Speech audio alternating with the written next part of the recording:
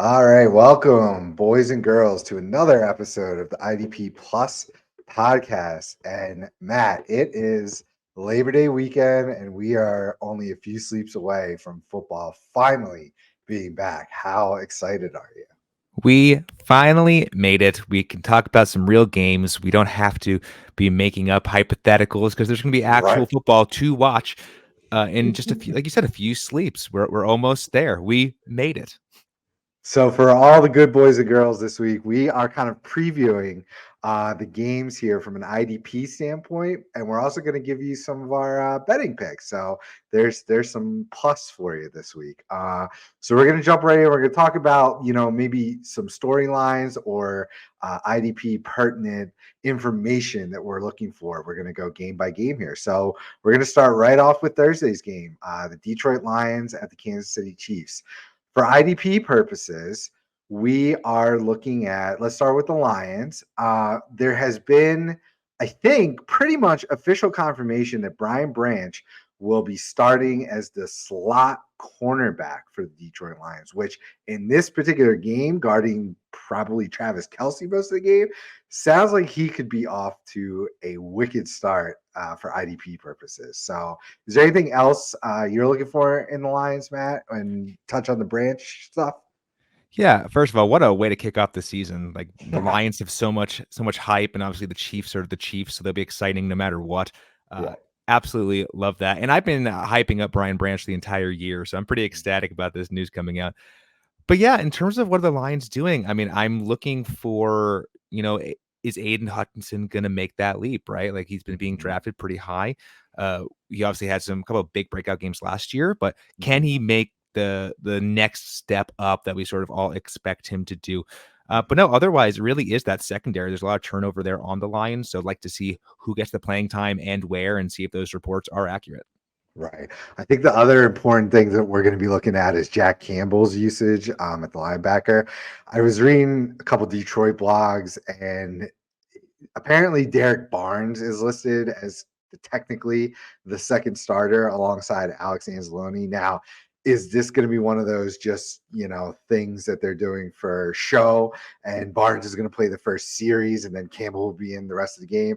I'm not sure it'll be maybe to that extreme, but we definitely want to watch and see how Campbell makes out in this game. I think we've been touting it pretty much leading up to the whole season. Like Jack Campbell might get off to a slow start.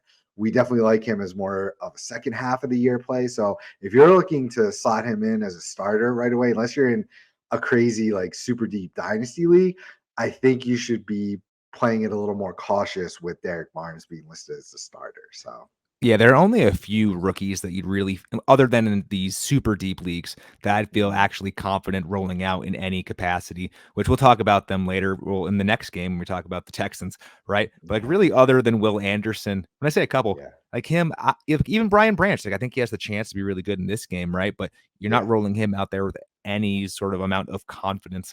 So unless you're in those deep leagues, let's just see how they're used. And temper expectations, at least to start the year. We do expect the Jack Campbells of the world to be very good eventually.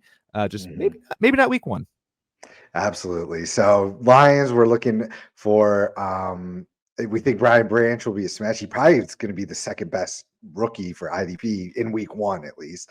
Uh who's that second safety? Is it Kirby Joseph? Is it Tracy Walker alongside Gardner Johnson? We're going to watch out for that, and of course the linebackers. And who's getting playing time opposite of Aiden Hutchinson on the defensive line?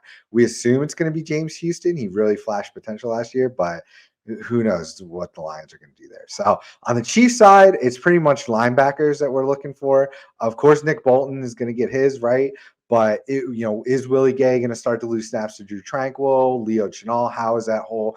Are we going to go back to the dark days of IDP with Spagnolo and this linebacker rotation, which kind of feels like we might be headed back that way. So I think are you looking for anything else on the Chiefs? Yeah, the only other one for me is who lines up in that slot cornerback role. Like, is it L'Jarius Sneed repeating that from last year, or is it Trent Right. McDuffie? I really like Trent McDuffie towards last Mhm. year. He sort of took over that role. So that is the sweet spot for fantasy relevance, especially in cornerbacks required leagues. Uh, Mhm. we expect Sneed to still be very relevant, but he was the guy, right? He was like Yeah. number one by a while in the cornerback spot where he was lining up, and that kind of shifted towards the end of last year. So looking to see if that carries over into this year or if Sneed's just Mhm. right back into that very fantasy friendly role. This game kind of has shootout written all over it. So I do want to see between Mike Edwards and Justin Reed who's playing in the sweet spot of those two safeties.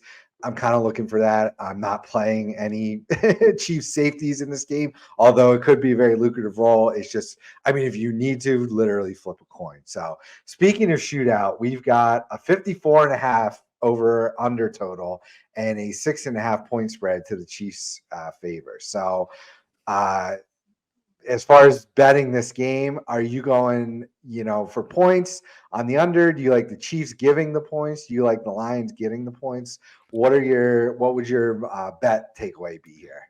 Yeah, I think I would take the Chiefs minus 6.5. They're opening Okay. up at home. They have all that relevance, Yeah. all that momentum from last year. We really Right. like the Lions, right? I just don't see that offense necessarily being able to keep up with the Chiefs offense. And obviously 6.5 is a lot of points there, like a Mhm. whole touchdown. But I Yeah. kind of think we've hyped up the Lions a little bit too much so far, and they're going to get it handed to them on Thursday.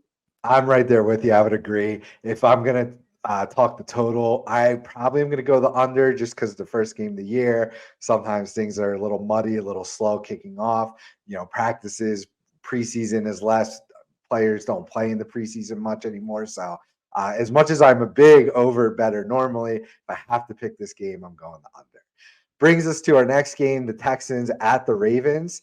IDP landscape, Will Anderson, is he just going to be rushing the passer? Or is he going to be, all over the field, possibly coverage, possibly giving us tackle floors? I think that's one of the big things we're looking for the Texans on that exciting rookie. Who else are you looking at on the Texans for IDP? Yeah, mostly that, and yeah, the linebackers. To be honest, we know they Yeah. released Christian Kirksey, so we Mhm. have Christian Harris and Denzel Perryman. The forever journeyman is relevant again, and just Right. I think this is one of those defenses where they're going to have a lot of snaps, and they might have two linebackers that are playing 90+% of snaps, which is an awesome Mhm. spot to be in for fantasy relevancy. So, really want to see what that looks like in reality, as Yeah. well as P Trey. P-Trace usage with the new scheme. I can learn some stuff.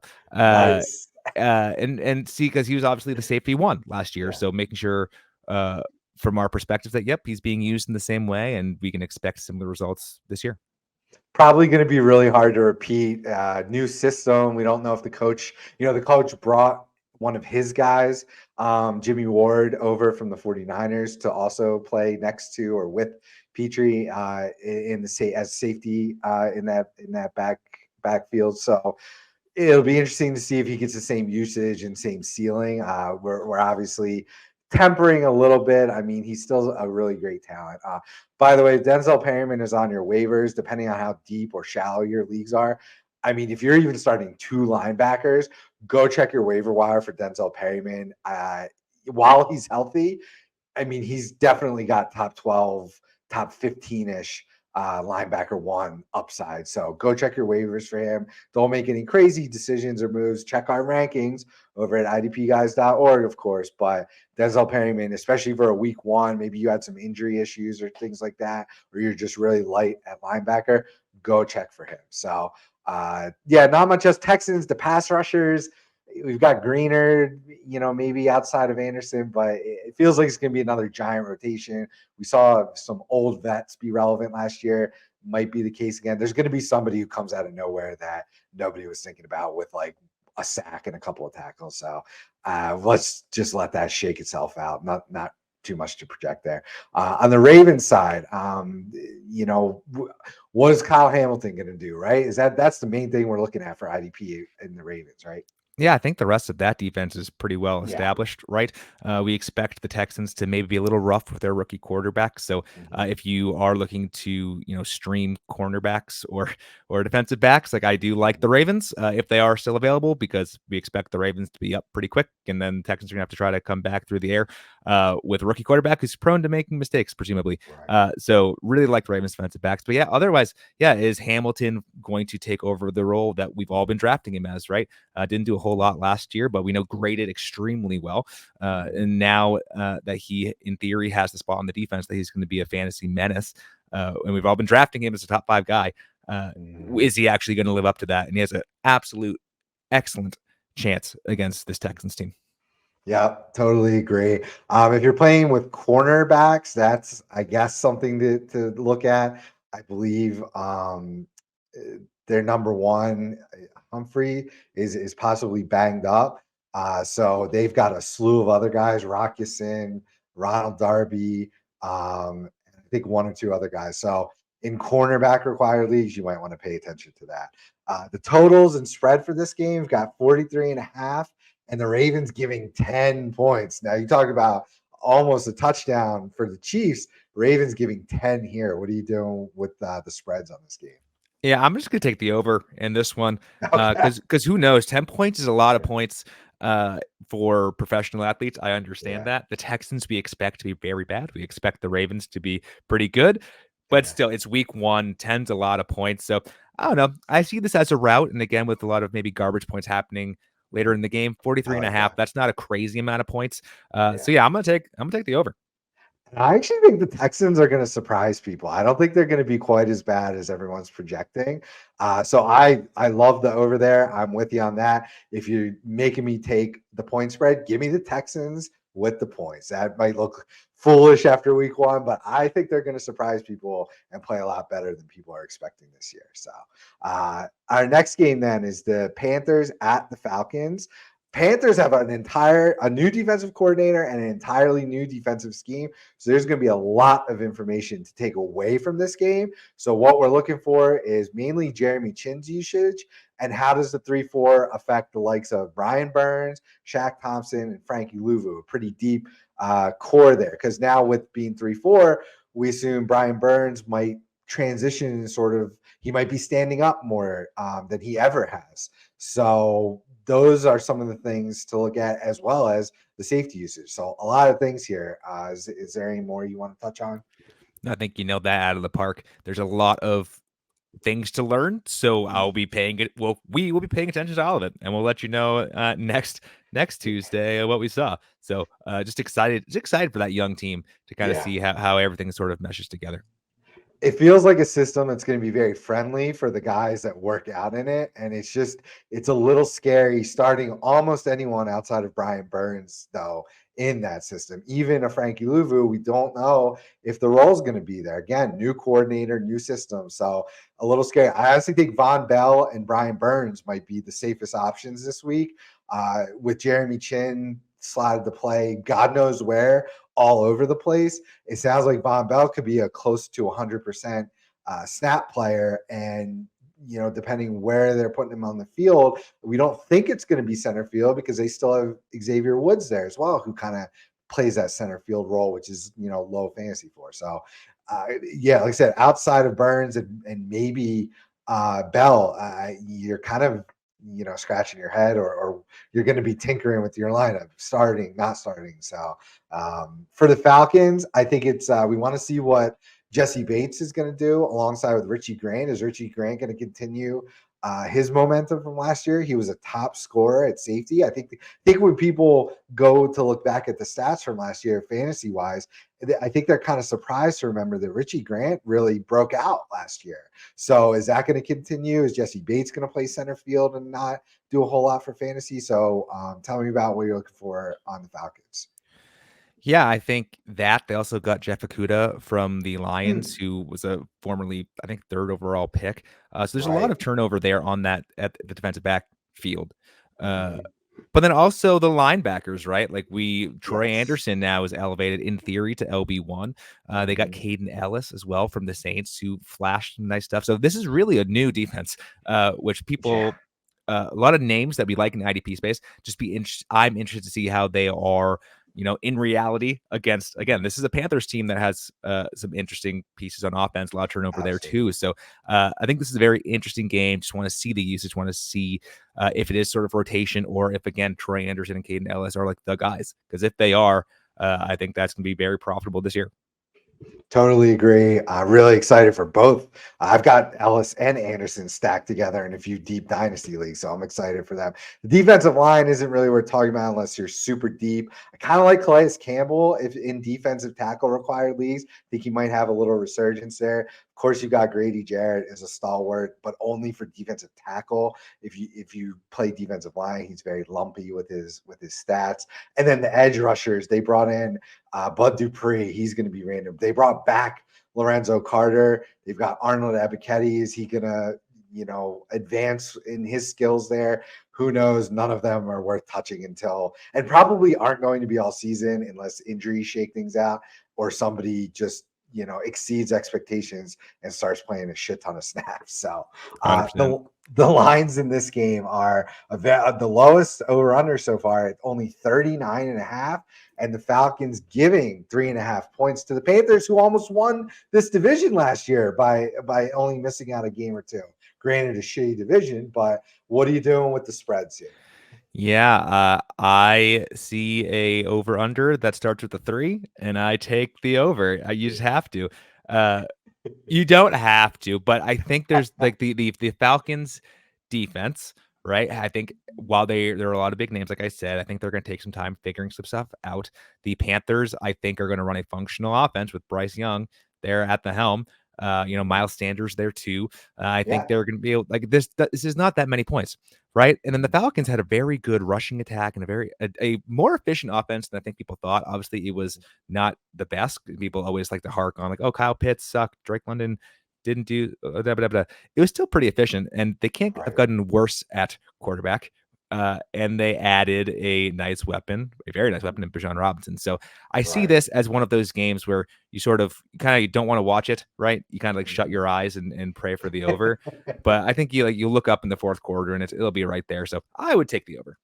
Yeah. I like that. Give me the Panthers with the points. That Vegas is saying on a neutral field they only think the Falcons are half a point better than the Panthers. So, and then if I'm betting a game like this and taking the underdog with such a low point spread, just give me the Panthers money line, sprinkle a little bit on there, get yourself some better odds. So that's what I'm going with on that. I can't wait to reflect on this. I'm such a bad gambler, so this is going to be really fun to track. Yeah. For those of us, or for those of you following at home, I'm also very bad. So pretty much whatever I say, just do the opposite, and you're going to win just a bunch of money.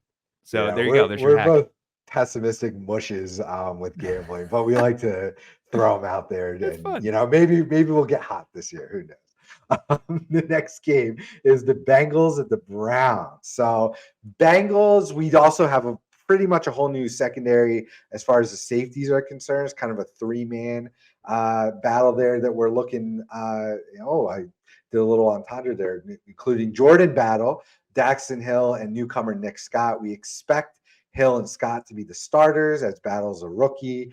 But who knows? Maybe it's a 3-man rotation. So I feel like the linebackers are kind of set in place there. What about the defensive line though? We got that rookie in Miles Murphy.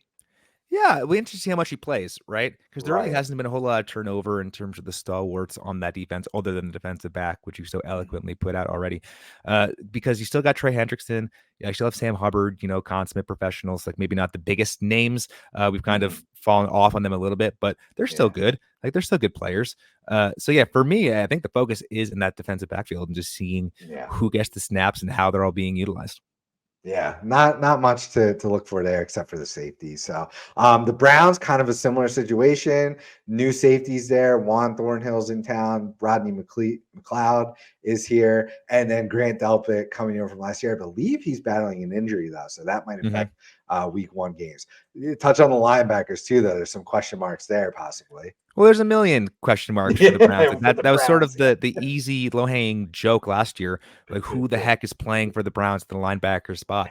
We still don't know how people are going to be utilized. Like, there's a lot of talk about JOK, Jeremiah Owusu Koromoa, sort of coming back back to where he was a couple years ago in his rookie campaign? We don't freaking know. So again, it's a pretty easy thing, and you're going to hear us talk about this in a lot of these positional battles where we just need we can do our best guess, right? We do our best guess before the season starts, but now we finally get to see how people are actually going to be used. So excited to see that. I would avoid that linebacker room if at all possible during week one because we don't really know. But yeah, excited to see. Yeah, it sounds like JOK, I probably am the most confident in just because he's facing Joe Burrow being more of a pocket passer. So I think he's going to have more opportunities to at least give you a decent tackle floor. Sounds like Anthony Walker is projecting as the main middle linebacker starter. But Sione Taki's there really did a nice job when he got a chance last year. Unfortunately, I believe towards ACL, some major injury towards the end of last year. So he's still kind of on the mend. I believe they didn't put him on PUP or IR. So I believe he's going to be available for week one, but probably brought on very slowly to begin the year. So kind of a mess there outside of Myles Garrett. I think, Zadarius Smith is there. So we're going to be excited to see him across from Myles Garrett.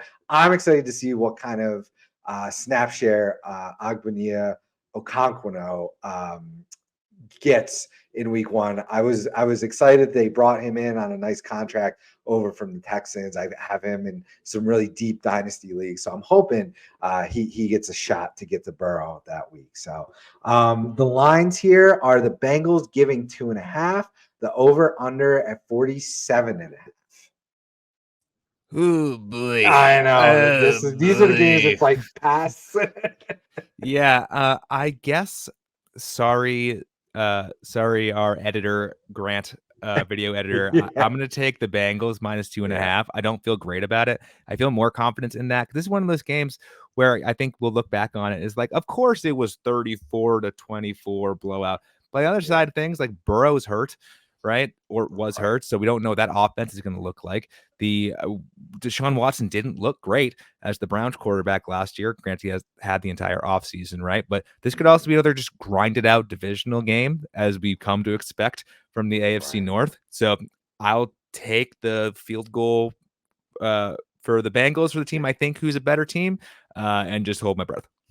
I like that. And the only listen, 2.5 would be honestly for me a smash to the Bengals if we had a fully healthy Joe Burrow. That's really the only reason I think we're not confident. I think that offense still is going to have some rust to shake off on the Brown side with Deshaun Watson. Did not play very well in his time back.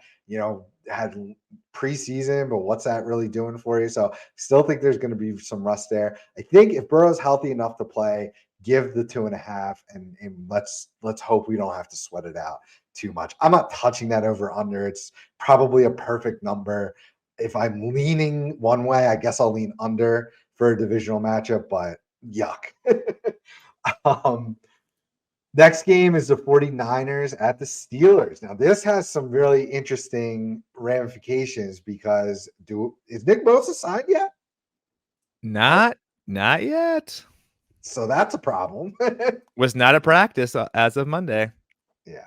So I think that's one of the big things we're looking at. If Bosa is holding out into the season, it's a major problem. I didn't think it would get this far. I mean, we're coming down to the last minute here. If he is out, obviously guys like Javon Hargrave, Arik Armstead, Drake Jackson all move up the rankings, but you're not super comfortable with anyone even maybe outside of Hargrave there. So it's definitely obviously not going to be some 1-for-1 replacement. A lot of our degenerate diehards are going to probably jump all over Drake Jackson, and that's fine, but I don't think you can expect Bosa type production from him. So is there anyone else? Did they just sign someone? No, they lost. Oh, Cleveland Farrell is who I'm thinking of. Obviously he stinks.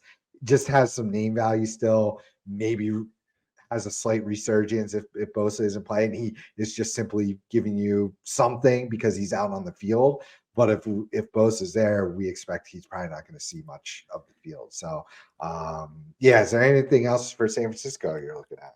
I really feel like other than the Nick Bosa stuff, the rest of that defense we have a pretty good pulse on what to expect right? Like we expect Talanoa Hufanga to continue Mhm. to be great. We continue to expect Fred Warner to not be necessarily the top 5 option people like, but I will continue to Right. hammer that drum. People keep fading him like he's a bust. He's a bust. No, he's not. He's just like the 15th ranked linebacker, and that's okay. Yeah. And that's Yeah. I think ADP caught up with him. So I think we have a pretty good pulse on there. I think it's the Nick Bosa fallout. Yeah, will you said it's Drake Jackson, right? Drake Jackson. Yeah, Yep. yeah, Second year. like, yeah, can he take advantage of that, or will it be someone else? But I think we know what the 49ers defense is doing at this point.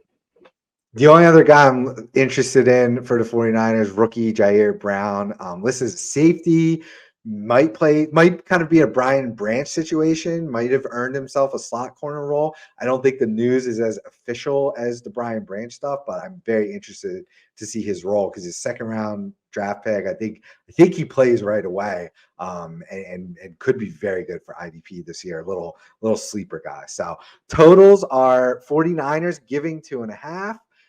Over under at 40.5. So low over under, and basically saying that the Steelers would be a dog. Oh, well, they are a home dog. So home dog for the Steelers. So any thoughts on the spread there?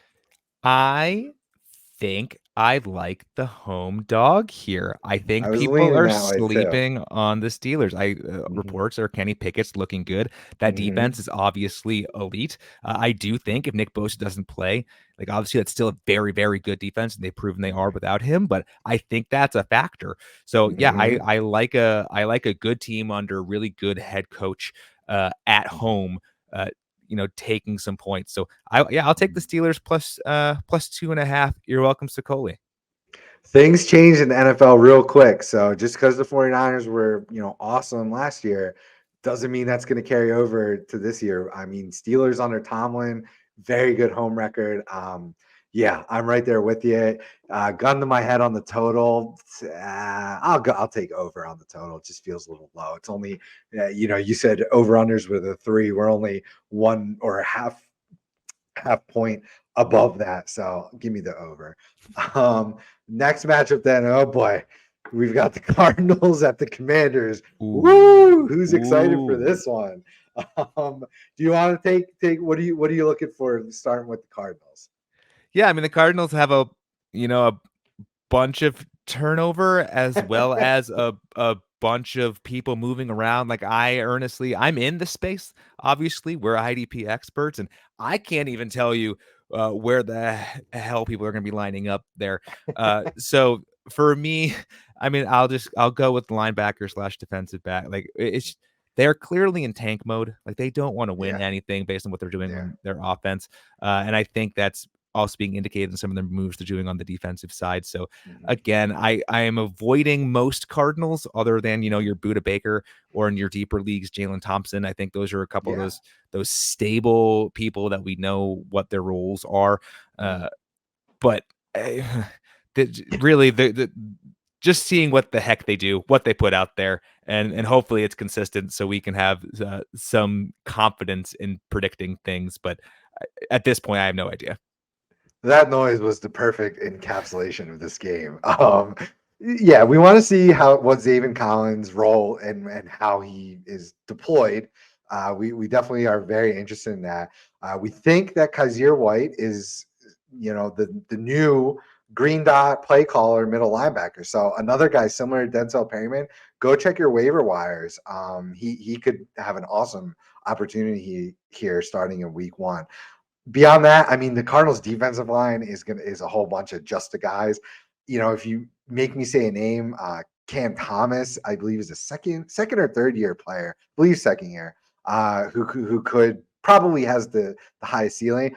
Myjai Sanders was another guy there, but I believe they placed him on IR. So when he comes off, I think he's like on the 4-game IR. I don't think he's out for the year. When he comes off, he's another name. But other than that, I mean, the defensive tackles are garbage. Yeah, this is a bad team. So taking us to the Commanders on that side, there most of the positions I think are worked out. There's not much that we're looking at. Jamin Davis got some trouble with the law. I haven't heard anything on that front, so I think he's avoided suspension. So it's going to be him and Cody Barton, similar to how it was him and Cole Holcomb last year. So it's going to be a frustrating year for any owners of Davis or Barton. One's going to have one good game, then the next one will have one, and you'll never pick which one on the right week. So that situation I'm not super excited about. I know a lot of people like Jamin Davis to sort of break out this year. But I just think it's going to be really frustrating all year long. Defensive line is pretty much set. Cam Curl and Derek Forrest as the safeties are pretty much set. Anything else you can think of for this game? Yeah, I think it's those new pieces now they're used, and or is Derek Forrest going to eat into Cameron Curl's stats?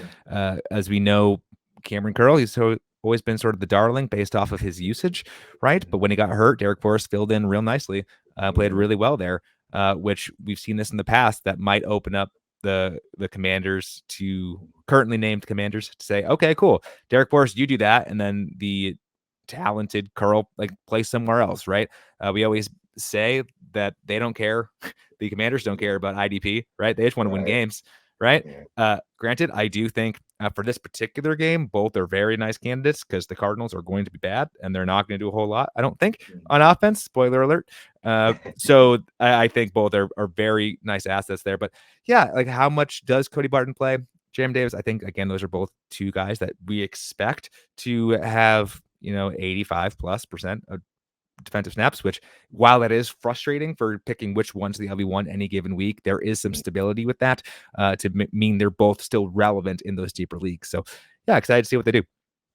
Chase Young questionable already, so we're off to a great start there for all the people that thought the bounce back was coming.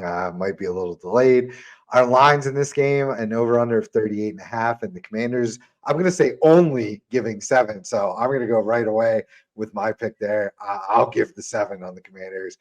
Their defense is still very good going against terrible offense. I think their offense takes a step this year. Eric Bieniemy there is the offensive coordinator. Seems like Sam Howell's, playing really well and earned that job, clearly over Jacoby Brissett. So give me Commanders given the points. Yep. Same page. Beautiful. Yeah, let's move on from that disaster trash game. The over under being 38.5, possibly over if the Cardinals can hold up their end of things. Don't touch that line. Yeah. Then we've got the Buccaneers at the Vikings. So Buccaneers, I'm kind of interested in the defensive line for sure. Is Troyan Sharinka going to take a step? Kalijah Cansey as a defensive tackle. Is he going to start right away? Vita Vea is still there. They have a second-round pick, Logan Hall. So that middle of that defense is really crowded. But the edges is what's kind of wide open, I would say right now. Would you?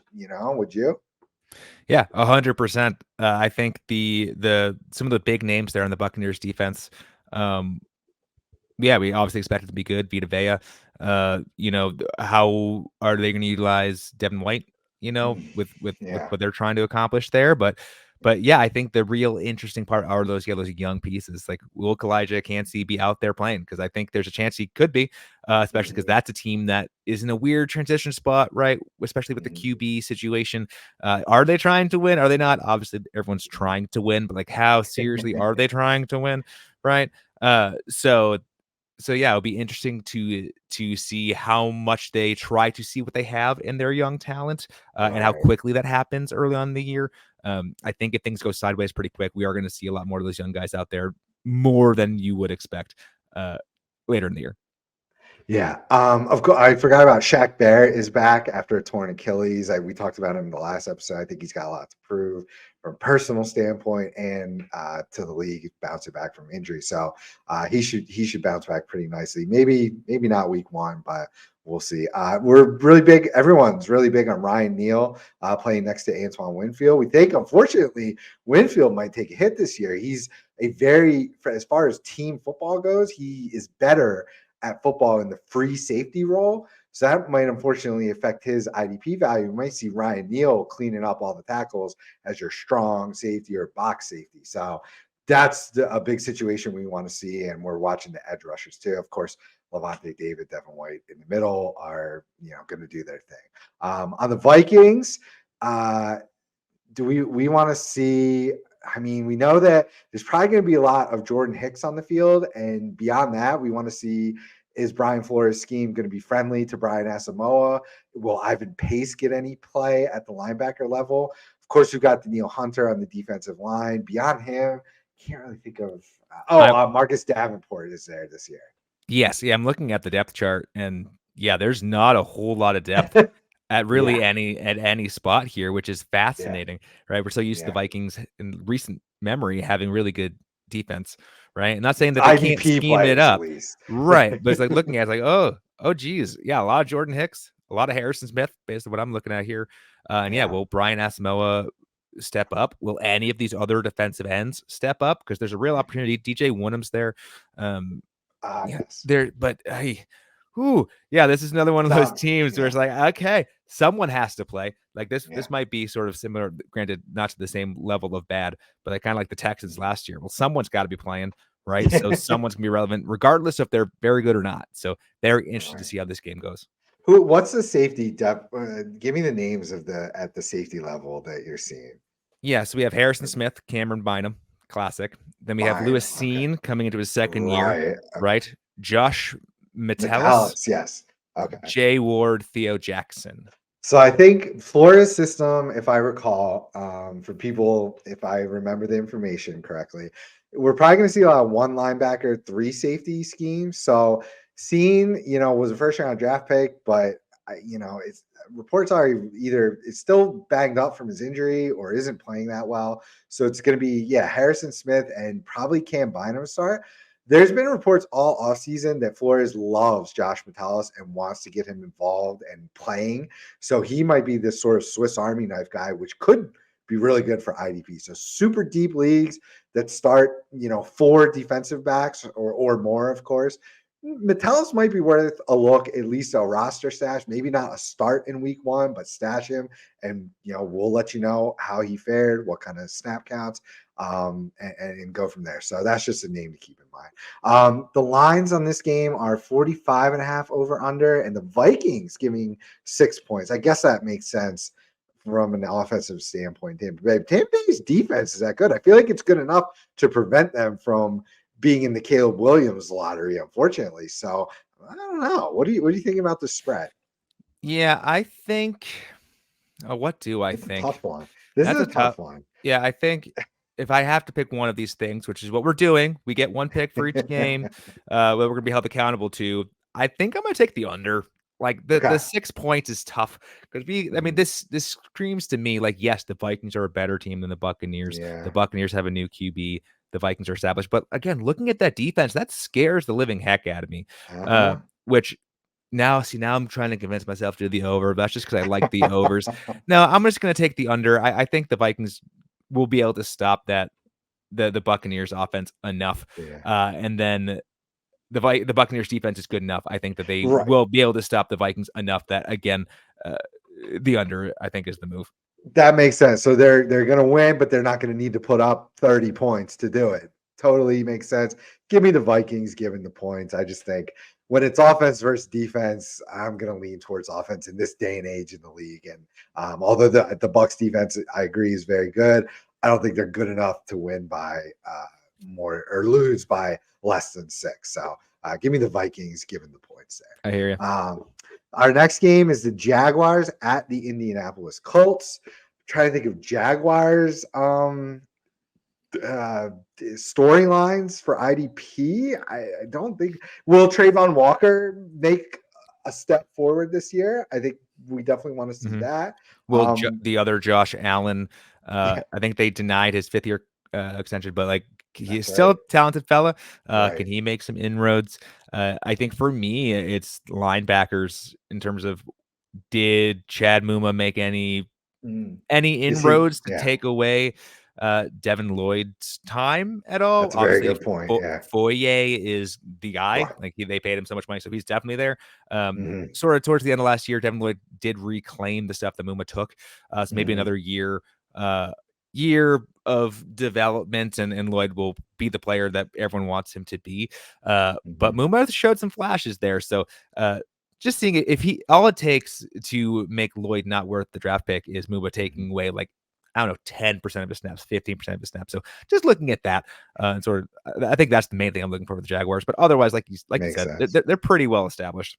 Yeah. Josh Allen playing for a contract, maybe has a breakout going against a rookie quarterback. Maybe him and Walker eat. So kind of like those plays, for getting a sack maybe. But yeah, beyond that, if Anthony Richardson takes his college completion percentage to the NFL and possibly gets worse, there's not going to be a lot of opportunities for IDP points on the Jacksonville side, unfortunately. Even Foye might be off to a slow start here if that offense, sans Jonathan Taylor, just can't get anything going. This might be a rough game for Jacksonville IDPs and the secondary. Yeah, it's Rayshon Jenkins and Andre Cisco in super, super deep leagues, but nothing else really going on there. For the Colts, we do have some interesting stuff, pretty much at all three levels of the defense. Starting closest, they brought in Samson Ebukam from the 49ers as a pass rusher, possibly replacing Yannick Ngakoue. Will Kwity Paye take a step? Will Deo Ayendigbo take a step? There's a lot of high upside talent on this defensive line. It's just who's gonna step up this year and produce. Of course, the middle is solidified by Buckner and Stewart, both pretty solid plays for this game, especially if Jacksonville's going to get up early, going to be a lot of running in this game. So any thoughts on the defensive line? No, I think you nailed the defensive line. I think for me, the fun starts at the linebacker spot. Yeah, take it. Shaquille Leonard. Is he playing? Is he back? It seems like he is, right? Which is awesome. Who do we get there, right? If you've been, especially in redrafts, which everyone's doing, I have one coming up later tonight. You have like the Zaire Franklin's super high projections, like because he crushed it last year. If Shaquille Leonard comes back at all, right? Like Franklin, he's not going to live up to that ADP, right? So it's which player are we getting? Right. Obviously, he's always an injury away. But like, what player are we getting? What does that defense look like at that linebacker spot? Right. I don't know. No one knows the answer. That's what makes it fun, right? But like, you could get Shaquille Leonard for pretty cheap, grand scheme of things with the name. So very interested to see that. And then the defensive backfield too. I don't really know what's going on there either. So I think the main guy we're targeting right now is Julian Blackmon. I believe it's understood that he sort of won the starting gig there, and we saw that pretty much only one guy from that scheme is worthwhile. Rodney McLeod last year had a very solid season, so if Blackmon steps into that role, could be wheels up and a great free waiver wire pickup. Who could start the year, off on a really good foot. I think the second guy is Rodney Thomas, potentially, who's got linebacker eligibility on Sleeper. So again, this is deep stuff, deep leagues. If you're in a shallow league, don't pay attention to this. But those are really the two guys. We still think Nick Cross hasn't made any progress with his development, so doesn't sound like he's going to be doing much there. So, and of course, Kenny Moore should be back to playing at a high level. He fought some injuries last year, so it's a lot of questions to be answered for Indianapolis on defense this year. So it's going to be exciting, and we're going to break down everything for you after the game. So the spreads on this game are the Jaguars giving 5 and the over/under at 4.5. This just screams to me Jaguars with Anthony Richardson, rookie quarterback, no Jonathan Taylor. This is a pretty easy one for me. I'm not sure how you feel about it, but give me Jags minus the 5. Yeah, me too, which scares me. We'll anytime it's like this is obvious. Usually should do the other thing. So I'm still taking Jaguars minus 5 for all those reasons. Like, we expect Trevor Lawrence to be very good. There are questions at the Colts defense. We expect in general, again, Jaguars offense to be good. We like that defense. Like, that's a growing young defense that should be pretty good and should be able to contain Anthony Richardson, even though the Colts are at home. But I'll take the 5 points for the Jaguars and be proven wrong, which always happens. Yeah, we'll get a backdoor cover on that one. Exactly. All right. Our next game is the Titans at the Saints. Titans, I think we don't have a ton that we're looking for. I guess the linebacker 2 is really the only thing we're looking for there. Is it Jack Gibbons? How much is he going to play? We expect Shair to be the number 1 there. Are you paying attention to much else for IDP and the Titans? I think Yeah. well, I guess maybe Amani Hooker. Okay. Uh, uh, Yeah. uh, He's yeah, healthy. that's the right person, right? Yeah. Yeah. Is he healthy? Is he back to what he used to do? Because Mhm. he is a player that you can again get pretty cheap because he's been Yeah. hurt and hasn't done a whole lot. So I guess I'm looking at that. But yeah, Mhm. otherwise, really excited to be right about Aziz. Uh, Mhm. there, Alshair, where I've been getting him for practically free, or excited to be devastated when he's not even out there. So, well, I yeah, the Titans defense doesn't really do a whole lot for me in terms of Yeah. excitement, but again, I kind of keep mentioning it. That's a team that I think might struggle offensively with sort of Mhm. aging players in the skill positions. So there should be a lot of snaps for them to be able Mhm. to rack up those sort of volume stats. So Mhm. just gotta take note of who's playing how much and where. Absolutely. This hints to what my pick's going to be for the spreads, but I think this could be a busy game on both sides. So I think IDP production could be fruitful for both teams in this game. So on the Saints end, starting at the defensive line, we've got the rookie Brian Breesy in the middle. Seems like he's a pass rushing defensive tackle. So the Titans offensive line stinks. They've lost starters, and it's Ryan Tannehill, not as mobile as he once was. So we could have Brian Breesy off to a great start. Of course, Cam Jordan's the vet stalwart there. Our other question mark is who's going to be playing opposite Cam Jordan on the edge. Carl Granderson. Is it the other rookie, Foskey, I believe, second rounder? Isn't it? Demario Davis rushes the passer. So we're probably going to see Davis and Warner at linebackers. But do you have the defensive line? Am I missing someone for the edge? It's Granderson, Cam Jordan, Carl Granderson, Foskey. I thought there was another. Oh, Uh, Peyton Collins. Turner. Oh, yep. Yeah, Peyton Turner, former first round pick, battled injury. So yeah, there's a 3-man edge 2 competition. I think that's going to be going on all season. So yeah, what else do you got for the Saints? Yeah, all of that, plus just interested to see Pete Werner out there again. So Yeah. he started off really well last year, Hmm. from an IDP perspective, a Right. pretty solid tackle floor. Then he got hurt, Yeah. and they kind of shut him down. Hmm. So interested to see, especially against a run-heavy team like the Titans, where he should be heavily involved and should be able to rack up some stats. Just Hmm. making sure that he looks like what he looked like last year.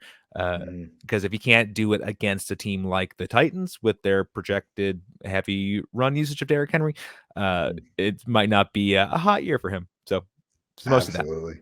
With Marshawn Lattimore probably glued to DeAndre Hopkins, it's either going to be a busy day for Lattimore or a bad fantasy day for Hopkins. So the other corners on the Saints, Paulson Adebo and Alante Taylor, I believe Taylor's the slot corner, could be on Chig, the Titans uh, tight end, most of the day. So it could be a busy day for those guys.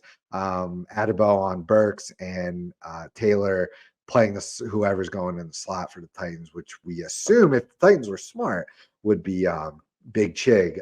So, like I said, I think this could be a busy day for everyone involved. Of course, the safeties for the Saints are just it's Honey Badger, Teron Matthew, and Marcus May. We don't expect much to go on there.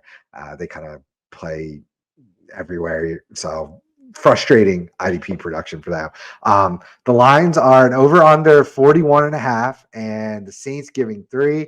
I'm smashing the over on this one. I know that might come as a surprise, but like I said, I think this is busy. I think the Saints offense is going to be just fine with Derek Carr leading it. The run games, they've got Kendry Miller and Jamal Williams until Alvin Kamara gets back. We've got healthy Michael Thomas, got a bunch of weapons for Carr. And I think the Titans will be okay. Burks is healthy. Hopkins is there. Derrick Henry's healthy. It's just the offensive line, but it's not like they're not going to have positive yardage, for the whole game. So I like the over in this one. Yeah, I like that. I think I like the Titans +3. For Nice. whatever reason, people are I think they overlook the Titans and not just how good of a job the former linebacker for my beloved Patriots, Mike Vrabel, is as a coach for Yeah. game plan specific Hmm. stuff. I'm projecting Hmm. some growing pains on that Saints offense. Notice how the over can still happen with the Hmm. Titans winning this game, but I think the Titans are going to slow things down. They do what they do. I have more faith in that defense to be able to stop the Saints than I necessarily do the Saints defense being able to Hmm. stop the maybe more. Well, we don't. Who knows? So I like the Titans organization a little more. So I'll take the 3 points and hope for the road upset. Yeah, that means Vegas. See, I think Vegas is with you with the Vrabel thing because that means on a neutral field, this is a pick 'em game. So if you're taking the Titans -3, I'm going to add on. That's another one. Sprinkle money line. If you like the Titans with the points, you might as well sprinkle the Titans money line. Get yourself some better odds. So Dang right.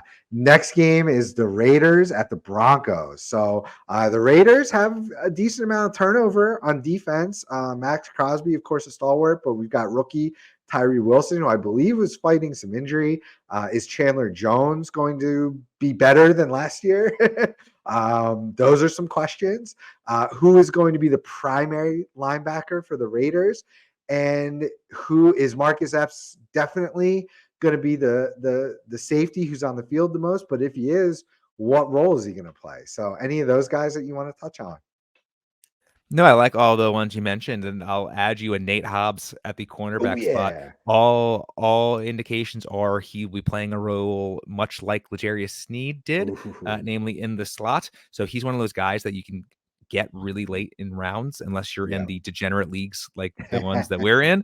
But Yeah. he's a guy like maybe not week one because again it's all kind of projection. Like we've been hurt before. Like we thought Nick Cross for the Colts was going to do this last year and he didn't. But definitely keep your eyes peeled for Nate Hobbs because if he does get the usage that we expect him to get, this is a guy that could be a cornerback that can be relevant in all leagues based on just the Mhm. tackle floor. So he's the one for me. Is like, is he actually going to be used the way we think he's going to be used? And if so, he might be one of the big ads after week one on the waiver wire.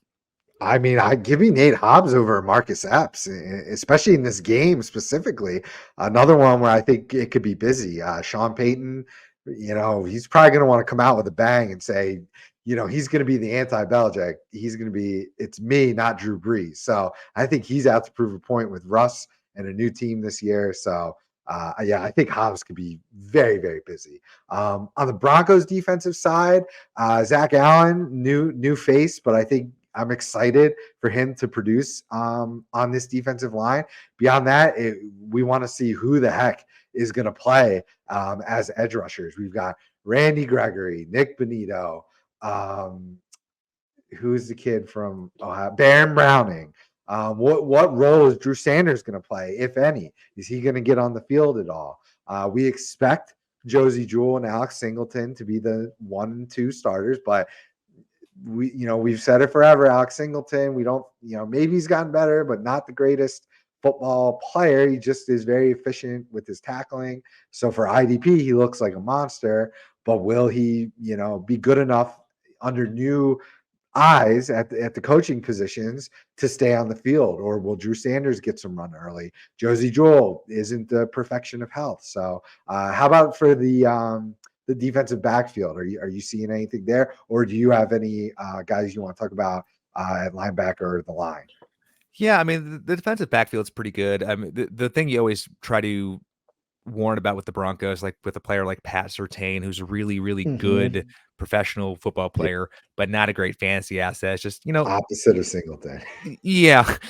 So just be wary of that, especially, well, yeah, just be wary of that. I think the main thing but there's a lot of stability there on that defensive backfield. So I'm not super intrigued by that. But yeah, I think it's that defensive line. Like Nick Bonito Mm-hmm. showed some, albeit very brief flashes last year. Yeah. But like there's an opportunity there. And I think that is Mm-hmm. where maybe Drew Sanders sees the field. Like all reports out of camp or people are loving his versatility. He looks explosive Mm-hmm. out there. A player like that gets on the field. They just do. They don't get redshirted because if they're trying to win games because they can win money. So Mm-hmm. I'm interested to see if that happens right off the bat or if that's something that happens over time.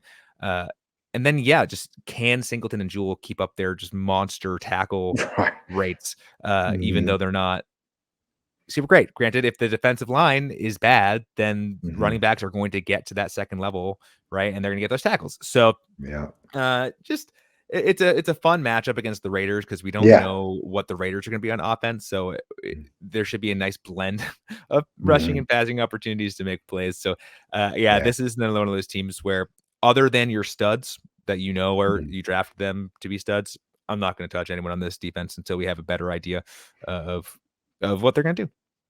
Yeah, I think week 1, we're gonna see Randy Gregory, ball out, but just be wary of him from a season-long perspective. He battles health issues often, but I think a healthy Randy Gregory could smash in this matchup Oh, for yeah. week 1. So, the lines and totals, we've got a 44.5 over under, and the Broncos giving 4. Anything scream at you on that one? Yeah, I don't usually like unders, but I like this under. I Okay. feel like this is, a divisional matchup with a couple of offenses with a bunch of question marks. So obviously Mhm. the Raiders have a brand new QB in Jimmy Garoppolo, Yeah. which who knows what he can do. We'll see. The Broncos, Russell Wilson continues to not look sharp. We know Yeah. Jerry Judy's banged up and might not play Yeah. Very there. true. Javonte Williams was hurt. Mhm. They signed some Mijay Perine. I think that's how you say his name from the Bengals. But Close like enough. yeah, close enough. The comments will go off on me anyway. But like if you're relying on him to be anything as a major factor, I don't love that. And Yeah. the Broncos do have a very good defense, and the Raiders do ish. Don't. I don't. They don't. But I 44.5 points is a lot. I think for Yeah. one of these offenses is going to do well, but I don't think both are going to get up to that number. Yeah. I'm a Peyton believer. I think he's gonna fix Russell Wilson. So I'm taking the Broncos -4, the 4 in this one. Um, our next matchup is the Dolphins at the Chargers. Dolphins kind of a revamped front box in the linebackers and on the defensive line with new defensive coordinator Vic Fangio, which we're all really excited about him deploying players in the right way. So everyone expecting Jalen Phillips to break out this year, hit double-digit sacks. Bradley Chubb on the opposite end is a great edge mate to have. The interior is stacked with Christian Wilkins, Zach Sealer. So not much to watch there other than we're really excited for all of those guys to give us some decent IDP production, and one or two of the group is probably going to go off. Why don't you talk to us about the linebackers, though? We've got Baker still there, but a new face in David Long. New face David Long and also Channing Tindall, Oh, yeah. the guy they drafted last year, who Mhm. I think has a chance to eventually maybe outplay someone, or if someone gets hurt, I think he'll be instantly relevant. Yeah, with the new scheme, like it sounds like a broken Mhm. record, but it's so freaking true, and it's so important to realize that you have to sort of wait and see how people are used and sort of adapt really quickly. The nice Yeah. thing is, and especially in your more shallow leagues, which I know some of our listeners are playing in, Mhm. some of these people are going to be available. Like if you're Mhm. in our Masters tournament or our invitational that are big deep rosters, they're probably not there, but there's always Mhm. a chance that they are. So it's easy for us to say like wait and see, but I promise some of these players will have slipped through the cracks in some of your leagues. Mhm. So you always have to be wary of that. So yeah, Right. who we expect sort of Baker to be the LB1 there, but Mhm. is he put in those spots to succeed, or is it going to be David Long? I Mhm. couldn't tell you. It's hard to project, right? It's a hard thing we do here. Absolutely. And if we were perfect, we would be making millions of dollars elsewhere. But this should be a very solid defense from Uh-huh. front to defensive back, especially considering who's the Jalen Ramsey's hurt. He's gonna be coming back. Right. Like they're just on all levels, they're playmakers. So Mhm. excited to see the actual use of these people in a way that will actually Mhm. be hopefully more predictable for our Right. side of things.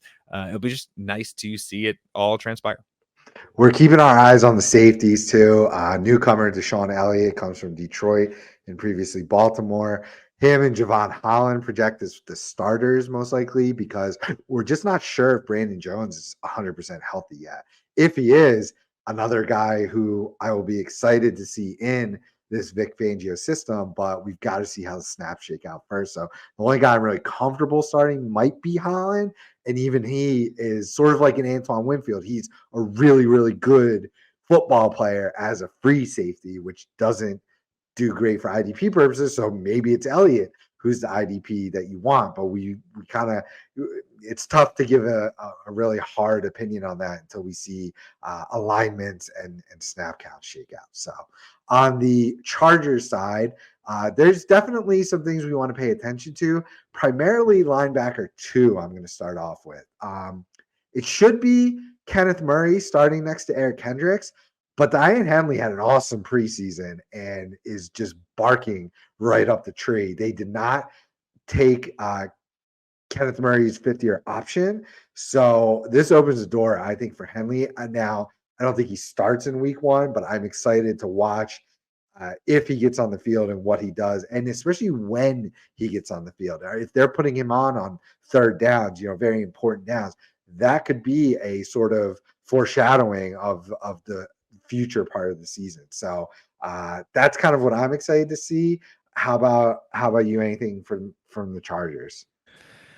Yeah, the Chargers are a fascinating one, especially on the defensive line, because you have Joey Bosa, who you expect to be healthy and expect to be dominant, right? Mm-hmm.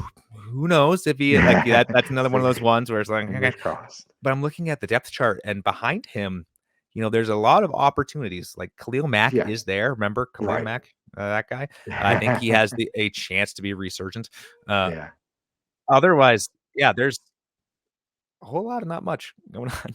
Right. And then even in the defensive backfield, right? You got Derwin James, our king, Right. our Lord and Savior, Derwin James. But then you have like J.C. Jackson, Asante Samuel Jr. You have people that they spent good money to go and acquire, who've Yeah. kind of never all been on the field at the same time because they keep getting injured. So I'm interested Right. to see how, if everyone's healthy and everyone's playing, how that sort of impacts things. Because in theory, if they're better at coverage, then there'll be more, coverage sacks. And I'm looking at like who can be the biggest beneficiary of that. And I honestly don't know. So it'll be interesting to see how they all end up playing together. Yeah, Khalil Mack and Joey Bosa were incredible ADP values this year, but for good reason.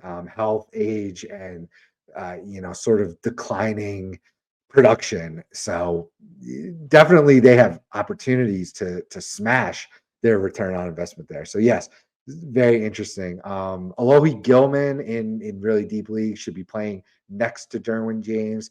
I also kind of like Morgan Fox as defensive tackle eligible guy playing in between those amazing edge rushers of Bosa and Max. So it might be some opportunity for him. So that's just some super deep league names to keep on your brain. The totals here are a 50.5 over under, and the Chargers giving 3. I know nothing jumps out to me. So I'm going to be struggling. Gun to my head, making me make a pick here. You want me to go with one I first? will take the over because Okay. that's fun. It's fun to cheer for the over. Gotcha. I don't know, because I think both of these teams are similar teams, right? They're both Yeah. have these expectations. They've never really, either team has ever really lived up to said expectations, right? I think Yeah. both offenses are very fun. I really like the Dolphins defense. The Chargers defense I don't love as much, but I like the Chargers offense quite a bit with the Yeah. dynamic Justin Herbert. So let's just take the over. That's fun. Yeah, I mean it's our first and highest number total of the week, hitting 50. So why not, right? Life's too short to bet the under. So yeah, I'll go on the point spread side. Yeah, I mean firepower offenses. That's a great call on the over. I'll take, if it's a neutral field, it's a pick 'em. Yeah, I'm just gonna go with my formula. Give me the Dolphins, the road dogs of only 3 points. Again, another team I would, if I'm taking the points, I'm taking the money line essentially. So that'll be my pick. Dolphins getting the points there. Oh boy. Next, we've got division rivals Rams and Seahawks. So the Rams are a mess on both sides of the ball. Outside of Ernest Jones and Aaron Donald, wide open opportunities everywhere. We really like Michael Hecht as a defensive line / he's got linebacker eligibility on sleeper. So he's probably the third best IDP option from that Rams defense. I guess the safeties, we're going to see a lot of probably Ernest Jones at the linebacker by himself.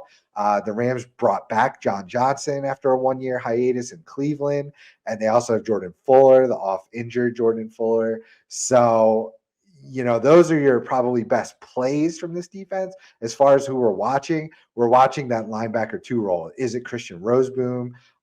Is it the rookie Byron Young? I believe there's one other name in there for consideration. So, but even then, are they going to be relevant enough for IDP? Who knows? So, do you got anything on the mess of the Rams? The only thing I have is looking at the depth chart. It's a little comical, to be honest. Yeah. I will just say, play Aaron Donald, play Ernest Jones. Then we wait and see, because there's going to be someone relevant here. We know what's going to happen. There's one of these names I'm looking at is going to end up being maybe a top 20 guy, because someone has to tackle someone at some point. So it's a dumpster fire, but there are going to be opportunities for us to take advantage of that. Just know that no one else knows anything either. So just be cognizant. We'll let you know next Tuesday who you need to worry about. But for this one, just don't even try. Beautiful. All right. The Seahawks the safeties we're paying attention to. Is it going to be a 3-man game between Diggs, Love, and is Jamal Adams healthy enough to play? That's going to be interesting how that shakes out. I guess probably Diggs is the safest option of those 3. Adams has the highest ceiling, and Love is going to just kind of mix in and probably be a frustrating guy to own all year.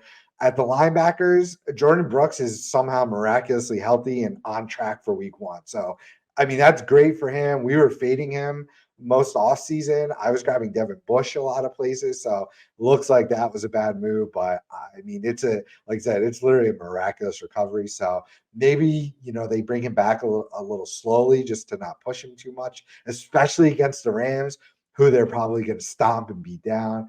So of course, Bobby Wagner is the best play there.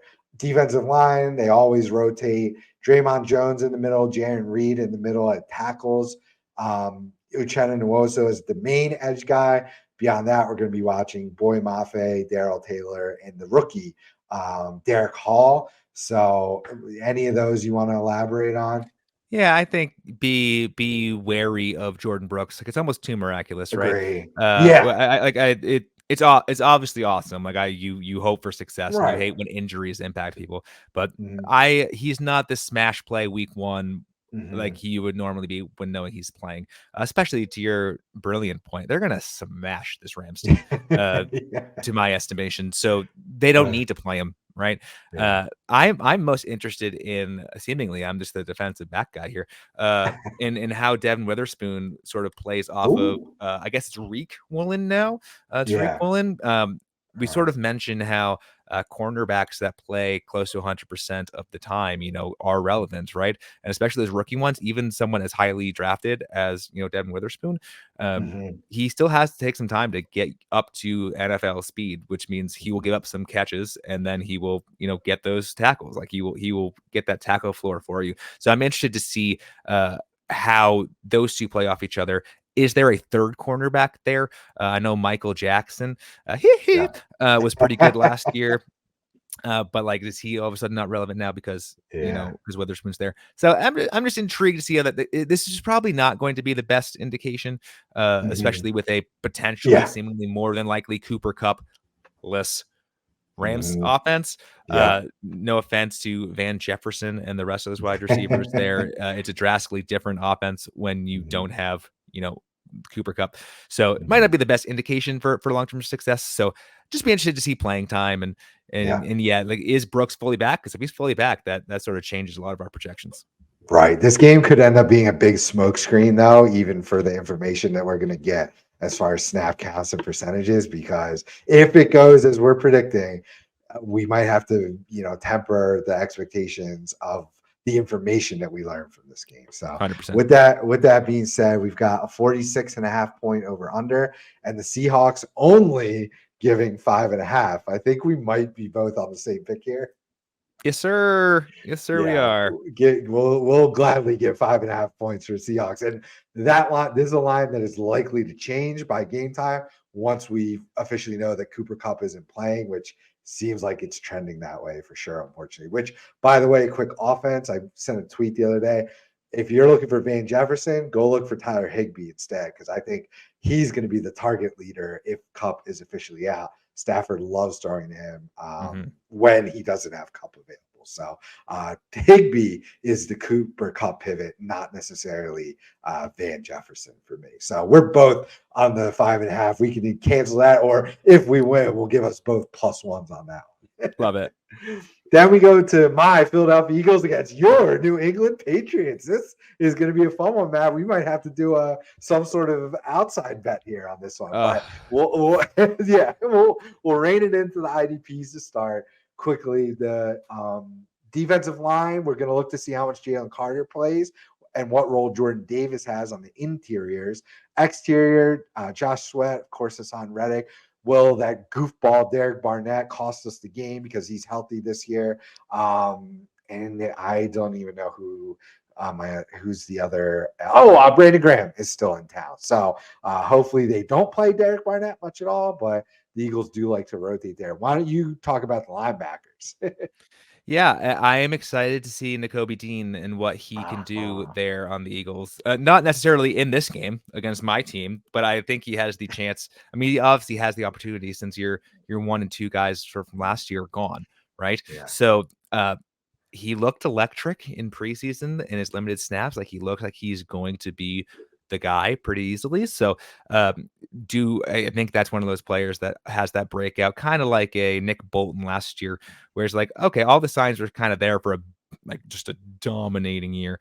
And I think that might start here, especially with the Patriots team that I think the only chance we have against you is to try to have some effective run game to keep your awesome offense off the field. Which again, I don't have a whole lot of confidence, if we're being honest. That's just my pessimism. But I think that should mean the linebackers should feast here. So I think, I mean, the linebackers were the biggest turnover, I think, were for the Eagles. So let's see those play percentages and sort of go from there. But Dean's the only one that I feel like 100% confident in. Just start him wherever you have him. The other names playing next to him being floated out there are Zach Cunningham and Christian Ellis. He would be a first-time relevant anything guy, NFL or IDP. So we think it's probably going to be Cunningham just because of his veteran status, but you don't want to start either of them. Whoever is the starter, I wouldn't want to touch that. In the secondary, the safeties, we've got Terrell Edmonds locked in. The number 2, though, is still a little murky. Is it the rookie Sidney Brown? Is it Reed Blankenship? It's probably going to be some combination of the both of them. And the corners for the Eagles are never usually super fantasy relevant just because that pass rush is always getting there. So we're paying attention to safeties, and I guess we're paying attention to the linebacker too, but I'm not super, kind of like with the Rams, like I'm not super excited in that. And yes, Nakobe Dean, check out on the website one of the most recent articles published by a new writer, Corey Manis, is the why he thinks Nakobe Dean will outscore Nick Bolton for IDP purposes in week 1. Has a lot to do with the game scripts we expect here. Spicy. So, yeah, I like it. Dean could be off to a really nice start in week 1 against your Patriots there. So do you want to jump into who you're looking at for IDP on your team? I would absolutely love to. So I think it's the rookies, right? Nice. So Belichick is, known to mix things up, make it very matchup dependent, right? Yeah. So who are the stable people on the Patriots defense that you actually feel confident starting each and every week in IDP? There's not a whole lot of them. Obviously, Kyle Duggar, stud, top 15, top 10 guy any given week. You're playing Matthew Judon if you drafted him where you drafted him. And then maybe Jawan Bentley. He's a guy that I really like as your sort of LB3. Like he plays 80% of the snaps. He has a pretty solid tackle floor. Nothing super exciting, but he's one of those guys that helps you win that you can get for practically nothing. But then, it's the young heckin' players, like other than Judon. Like we got, you think Josh Uche might be decent. who's to say? Keon White has looked explosive in preseason. Yeah. Does that actually translate into the regular season? Mhm. Against a very good running quarterback like Jalen Hurts, I don't know if our Right. defensive line is going to be able to actually get there. Mhm. But then you have Marte Mapu, sorry. Yeah. Like is he gonna do it? You know, Play. Yeah. it's there's a stereotype against the Patriots IDP defense where like you can't trust anyone because the Right. depth, which there is some level of truth there. There are players that have more stable playing percentages, Right. but uh, someone else is going to be relevant because someone has to make plays. So Mhm. I don't know if any of those names interest you particularly, but I guess the last other thing is I think the cornerbacks are going to be busy Ah, in this game. mhm. So how does Christian Gonzalez look, that rookie? Because there's Mhm. always a rookie cornerback that sort of comes out of nowhere because they play all those snaps that is relevant, and I'm really high on Gonzalez in that role there. So yeah, anyone Yeah, peeping your Duggar and the secondary could be pretty busy. I love Josh Uche for the season, but this game might not be great for him. Both strong offensive line and Hurts is pretty damn slippery. Judon should get his. He might get home for a sack, but he might be busy helping out. And give you actually some nice tackles in this game too. And yeah, for dynasty purposes, I'm interested to see, is it finally going to be Christian Barmore season, or is Keon White going to take over there in the interior of that defense? Yeah, so lots to watch away up. Marty Mapu, how much is he going to play? Where is he going to play? Is he going to play? Very, very excited to see his week one breakdown. So the lines on this game are Eagles giving 3.5 on the road and over under 45.5. I'll let you go first. I'm going to take the under. I'm taking the under in this one. It's gross. I mean, the fact that the Eagles are only 3.5 point favorites kind of throws me off because I It's think weird, right? because your team is so good. But I also like this would be just a vintage Patriot win, right? It's like Yeah. it's week one. It's Belichick does enough Brady. stuff on defense to confuse Hurts enough Yeah. that your offense is slowed down a little bit. It's Brady night. Like there's Yes. no chance. And like all of a sudden they just somehow win this. Like, oh, the Patriots are good, and then we're not gonna be super great this year. So like it's just a weird line, but like Vegas always knows. And I've seen It's it so as high frustrating. as like the Eagles being 5 point favorites. So I don't know why Wow. the money's going back. It doesn't make any Interesting. sense. I think I don't have a whole lot of confidence in the Patriots offense. Obviously, I really like the Eagles defense. And the biggest thing for the Patriots has been our offensive line looks bad against an Eagles defensive line, which we expect to be very, very good. So I don't think Mhm. the Patriots score very much. I think the Patriots defense, it is kind of our strength. I think we'll be able to slow down the Eagles enough that you don't cover the 46 points by yourself. So I feel the most confident in that under. Just a close, gritty game. This is going to be fun to go back on next week because I'm going directly opposite. I'm going Over? over. Ah, I'm a believer in Bob Bill O'Brien getting this offense back on track. I do think Mac Jones is a good quarterback. We've had a historically efficient defense last year. Lost our coordinator. Being a little bit of a pessimist there. I still think we'll do enough to win, but we've seen that we can obviously in the Super Bowl give up points. So give me the over. I'm a believer in the Patriots offense this year, unlike a lot of people are fading this offense. So this will be a big one to see if I'm on the right track or not. so we're both being pessimistic for different things, Yeah, which exactly. leads me to the under and you to the over. I love it. I love it. You hate your offense. I hate my defense. It couldn't be more perfect for That's great. Philly versus New England. I That's how think we it's do it. perfect. All right. Our next game is the Packers going to Chicago. The Packers definitely have some interesting things to pay attention to. Rashawn Gary's health. Um, who's playing next to him? Preston Smith's there, the vet.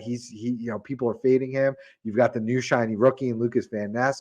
I want to see how much he plays and where he plays and when he plays. Similar to Henley in San Diego, when are they putting him on the field? Quay Walker versus Devondre Campbell. Is the takeover officially official? Is he wearing the green dot? Is Campbell the 1B to Walker's 1A? Regardless, they're both going to be on the field a ton.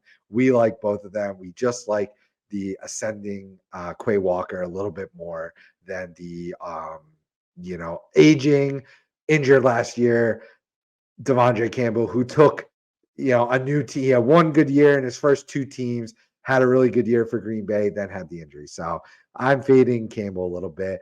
In the secondary, the safeties are never good for Green Bay. So it's Darnell Savage. We think it's Rudy Ford is the other starter, with, of course, Jonathan Owens there, came over from the Texans.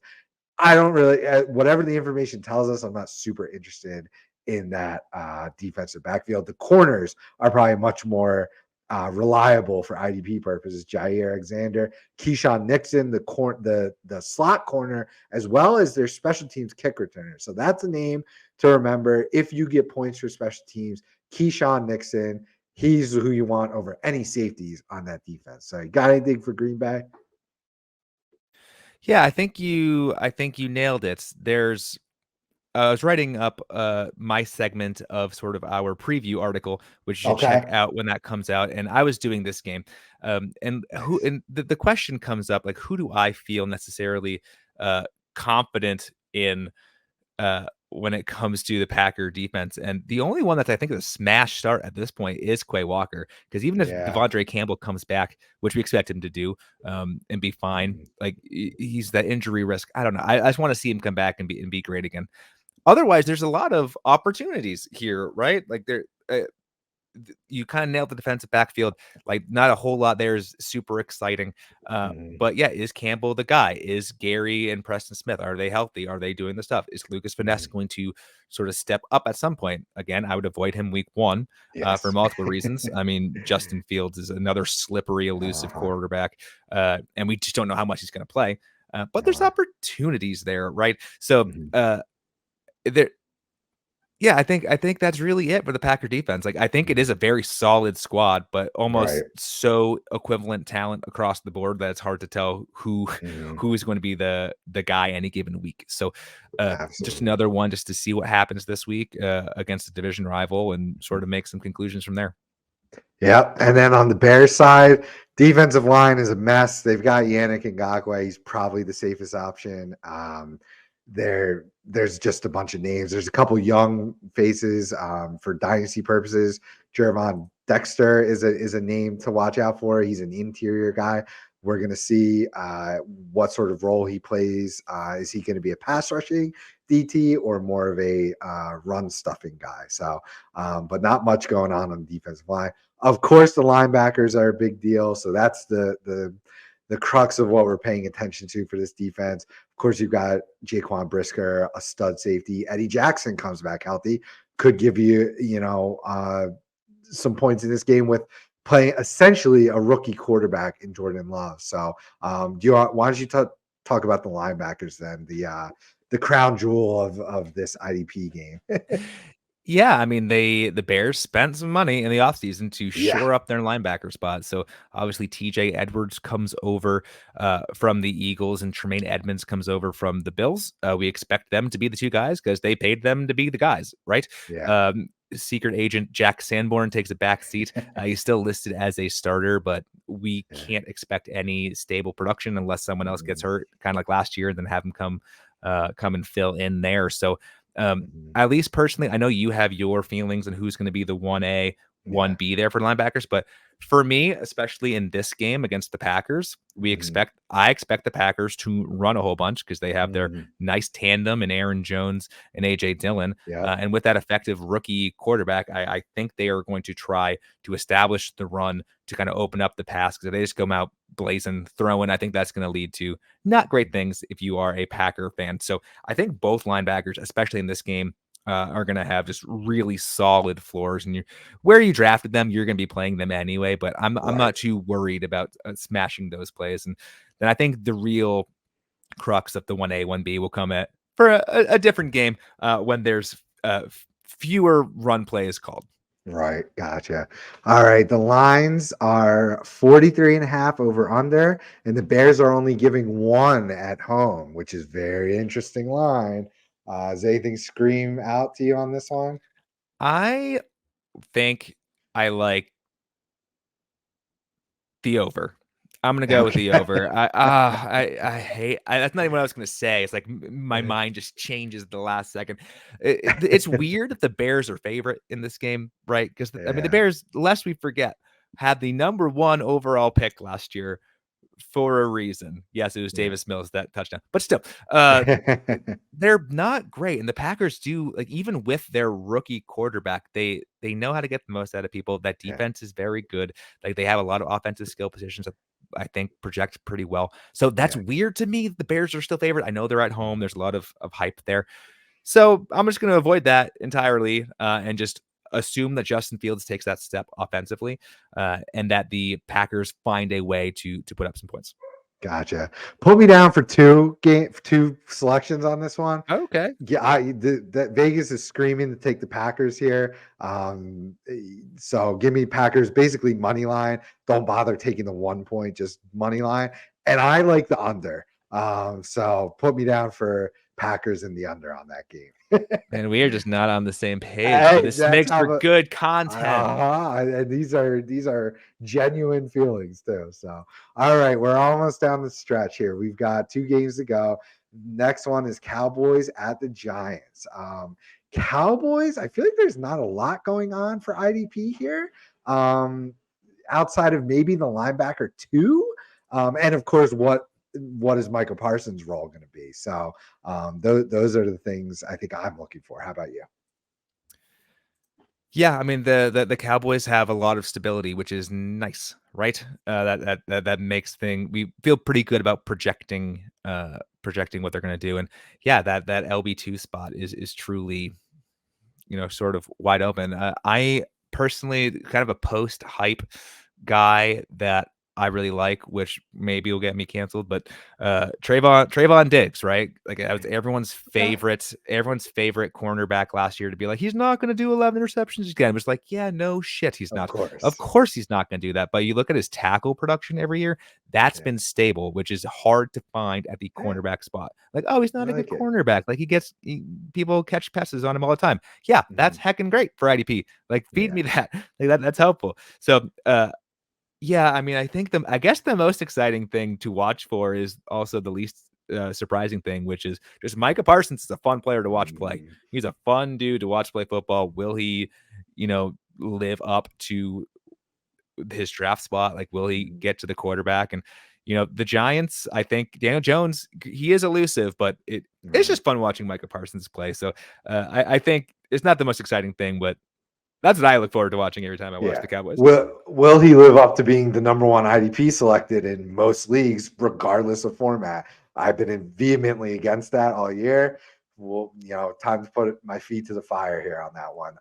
The reason we don't care about linebacker 2 in Dallas so much, which if you were putting a name to it, it most likely is Damone Clark. That's kind of been the sleeper guy all of season, especially unfortunately with Overshown tearing something. Believe he's out for the year. So it seems like Damone Clark kind of fell into that role.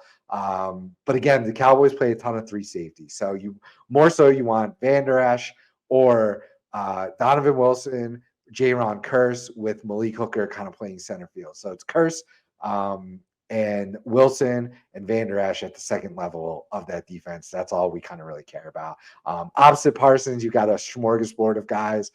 Dorrance Armstrong, Osio Digizua in the middle, the rookie defensive tackle, Mozzie Smith.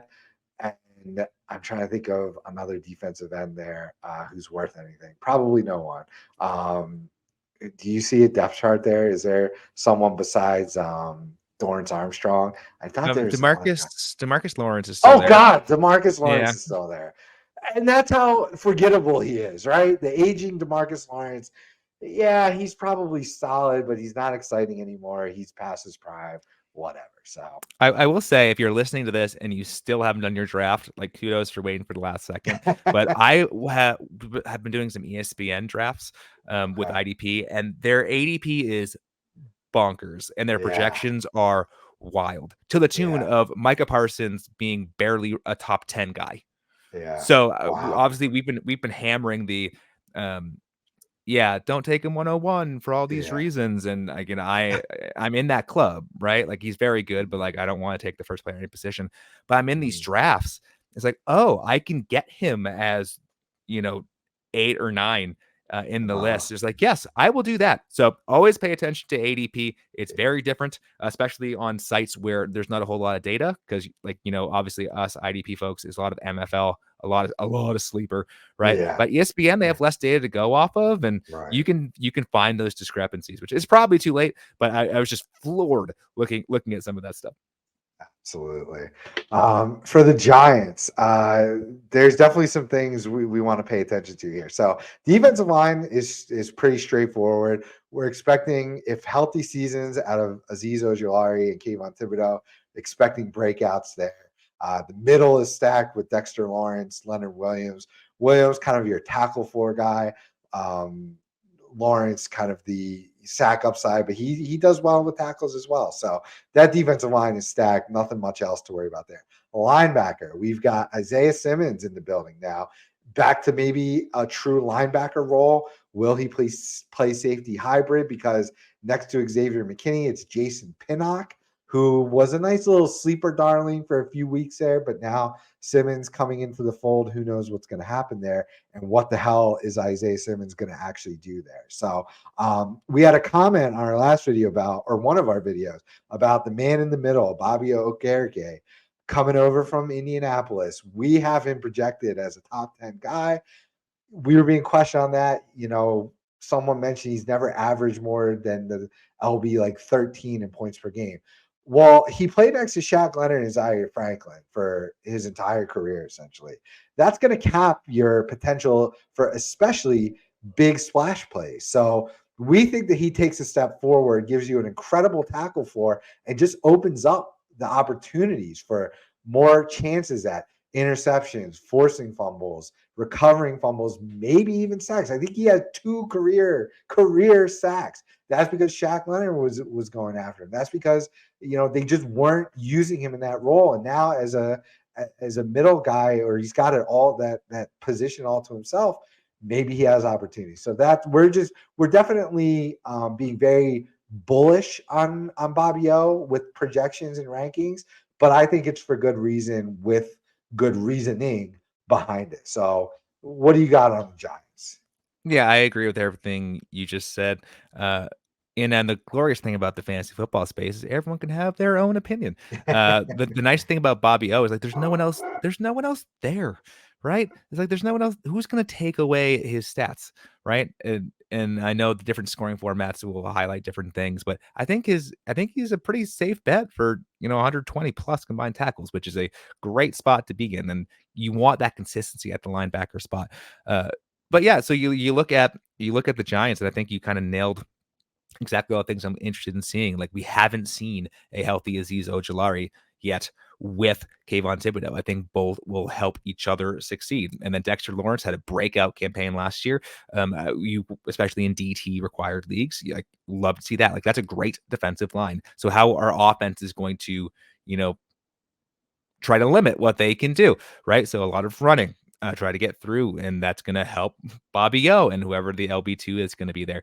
Might be Micah McFadden, might be Isaiah Simmons. I'll be interested to see where those playing times are there. And then, is Xavier McKinney fully healthy, right? Like there was a reason why they wanted to give him the green dot.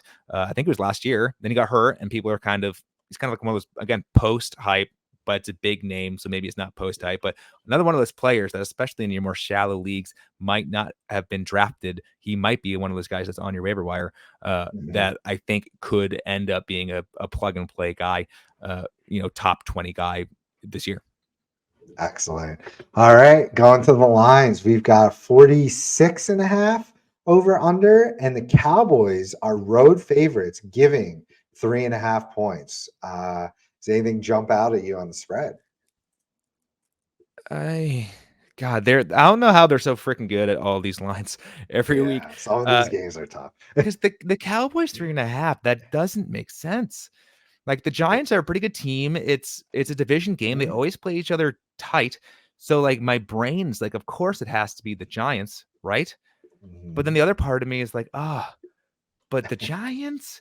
So I'm gonna do what I always do. Then I'm gonna take the over. Just hope for Nice. just a good Sunday night game with just a Yeah. bunch of points with some good offenses. And obviously the Cowboys defense is decent, and we don't know what Yeah. to expect from the Giants defense. But just give me the over, and we're I gonna have a good love that. time. I love that reasoning. When in doubt, give me the over. Exactly. I like that. I would copy it, but all for the sake of variety. Give me the home dogs on this one. Again, with such a small spread, I'm taking Giants money line, but Giants plus the points for sure. I like for that game. So, all right, our final game Monday night, the debut of Aaron Rodgers at home against the Buffalo Bills. I'm We'll so start with excited. I'm I so know this excited could for be this game. interesting. I'm excited for, well, I'll say when we get to the spread, but for IDP purposes on the Bills, we've been talking about it all year. Who's going to play next to Matt Milano? At this point, I mean, I guess I've said before, do we care? We have to sort of care because that role's been productive, but it's been productive with a first round draft pick stud at the helm, not a bunch of basically nobodies. And Tyrell Dodson, Terrell Bernard, Christian Kirksey's on board. So I think for week one, everybody has come to the conclusion that it's Tyrell Dodson. But let's be very clear, that job is not safe. So yeah, it might be Tyrell Dodson week one, but who knows after that? Could be Kirksey. If Dodson stinks, could be Bernard. If they stink, could be Dorian Williams. Like this is not safe. And again, that's why I say, do we care? Because this could just be a carousel of names all year long. So go with that, and then let me know if you got anything else for the Bills. Yeah, I mean, we think that's the biggest spot of question marks, right? Mm-hmm. Because of that, that's why I'm so high on Jordan Poyer. So seeing if that plays out, where they kind of utilize him in a spot because he's been a proven tackler for a while. But yeah, I'm interested in that defensive line. Like, does Big Greg Rousseau Yeah, make any more the strides? breakout. I think Von Miller is out. Is he on Yeah, the pup? So good there's question. opportunity. There's opportunity there Yeah. for someone to step up. Like, is that an AJ Epinesa? Is that Yeah, Leonard Floyd? Is that Shaq that's who I Lawson? think. Like there's a Mhm. lot of opportunities there on the Bills defense because we expect the Bills defense to be Right. pretty decent. Mhm. So there's a lot of those sort of questions. We expect them to be good. This Mhm. game is going to be fascinating too against the Jets because like I'm trying to think of what the game script is going to be from the Jets side.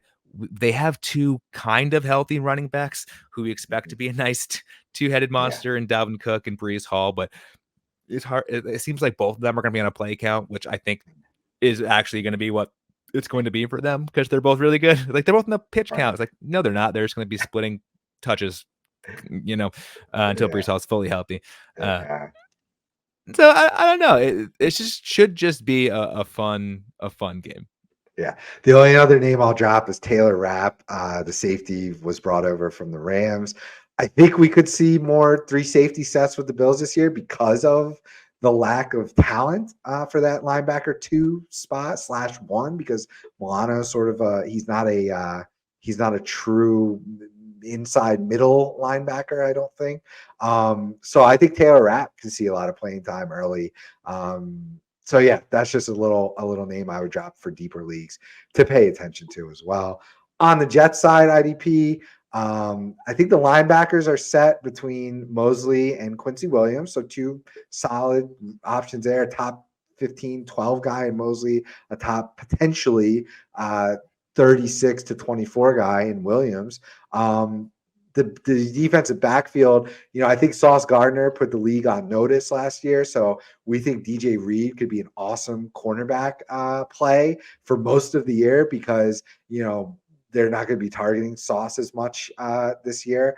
And then at safety, you've got Jordan Whitehead penciled in, but is it Adrian Amos? Is it Tony Adams? I believe is another name there that I know if you go on MFL, they're projecting him to have some pretty high IDP scores. So we're going to see how that shakes out. And then, of course, you've got the defensive line rotation. Of course, Quinnen Williams is the stud.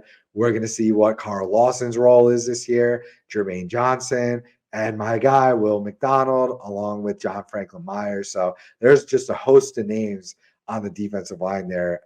Unsure how that's going to shake out. It's terrifying as a It Patriots is. fan. Like in the first 3 weeks, we're gonna have to face. I want to see who we're playing the week after we play y'all. because Ooh. we play the Dolphins. Great. Oh my god. Oh, Oh, our first 4 weeks are the Eagles, Dolphins, Jets, Cowboys. Like I said, our offensive line is supposedly goo. terrible, and all of these defensive lines are sick. But we're talking Oh about the Jets, no. right?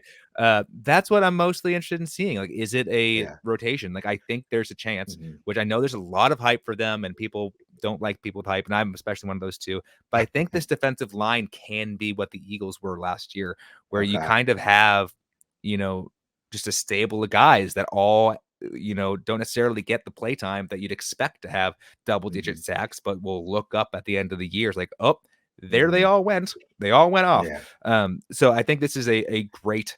I mean, Josh Allen is another noted quarterback that he's maybe not slippery, but he doesn't go down. Like he will get rid of. So Mhm. I don't know if I think we're gonna have to be more looking into pressures in this one than Mhm. necessarily actual sack totals. But Good call. but this defense is crazy. And I guess the only question Mhm. I have is Jamian Sherwood, who Okay. is a definitely way deeper Mhm. sort of sleeper Mhm. or player for really deeper leagues, but Right. he kind of hasn't done a whole lot in his first. I think this is his third year, but he's slated to be a starter. Like there Mm. are some snaps there other than those studs. So interested to see if he ends up doing anything that's relevant in these games. And but other than that, I think this defense is just again the defensive line's Yeah. insane, defensive backfield's insane. The linebackers are insane. Yeah, Mhm. they're just insane. It's going to be a very tough defense, which is going to be interesting for these line totals. So we've got the Bills on the road as favorites, giving 2.5 points, and then the over under at 46.5. Anything scream out to you there? I am going to, uh, I guess, buy the hype on the Jets, because I don't know. It's their home opener. That crowd Yeah. is Home in dogs. love with Rodgers. I mean, that defense is insane. Like we've seen Yeah. what that offense can be without a real quarterback in Zach Wilson, and it's not good. But Yeah. I'll go with the Hard Knocks hype. Like Rodgers is still a good quarterback. He's not what he once was, but he's really Right. good. They kind of did. The Jets did what the Packers never did, granted before they got Rodgers, but you look at that offense from the running Yeah. backs to the wide receivers to everyone. Like Garrett Wilson's different. Like Alan Lazard Wow. is good. Like that. I don't know. I feel like this Jets team can do it. And I think it Yeah. starts here because the Bills have kind of been on the descent, right? Like you Okay. don't have like to me, like they had their moment, I think, and I think that moment is Mhm. gone because they're aging. They're not young. Uh, and I think the Jets just put everyone sort of on notice, as you sort of said, just week one, boom, Monday night, Jets win. Excellent. So you're taking the points then. I'm taking Jets plus 2.5 because we're Okay. not doing money line, but Yeah. I would take them money line. Basically, that's what we're saying. Yeah. When you take an underdog with that small of a spread, then I think we're essentially um, talking money line there. So okay, I'm going. I'm opposite. I'm fading Rodgers. I'm fading Hard Cool. Knocks. I'm going Bills, giving the points -2.5. I love that we're on opposite sides of this stuff. It's what I think it makes for great content here. So yeah, I think I just think that we saw some struggles on Hard Knocks in just practice, not even real games. And this Bills defense is really good, so that's why I'm going to take them laying the 2.5. So. All right, that was an awesome episode. Super long. I'm sorry, Matt, keeping you this long. Oh, I we're know we good. were planning to go shorter, but that's okay. I think we gave the people some great information. Leading into the year, guys, we're right near week one. So the only, for the bulk of the off season, all of our articles have been, free to read. We're going to have at least two this year that are going to be behind paywalls. So and that's going to be game previews with start sit projections and advice being given, as well as game reviews, which are going to include our waivers, all for IDP. So you're going to have to be a subscriber to get access to those. So we've launched some amazing tools, snap counts by team. We're going to have points points against by position for offense and IDP. So, playing the Texans, how much points are they giving up to the linebackers this year? We're going to have that tool for you in season, ready to go.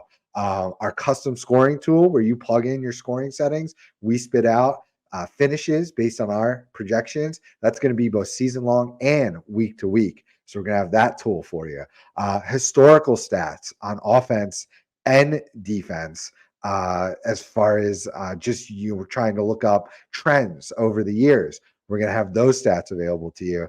And then, as I mentioned before, weekly projections for both IDP and offense. So our moniker here at the IDP guys is we've got offense too. So we are your one-stop shop, the only place covering both offense and defense to the level of expertise and detail that we do here at the IDP guys. For your dynasty leagues, your redraft leagues, whatever you need, we got you.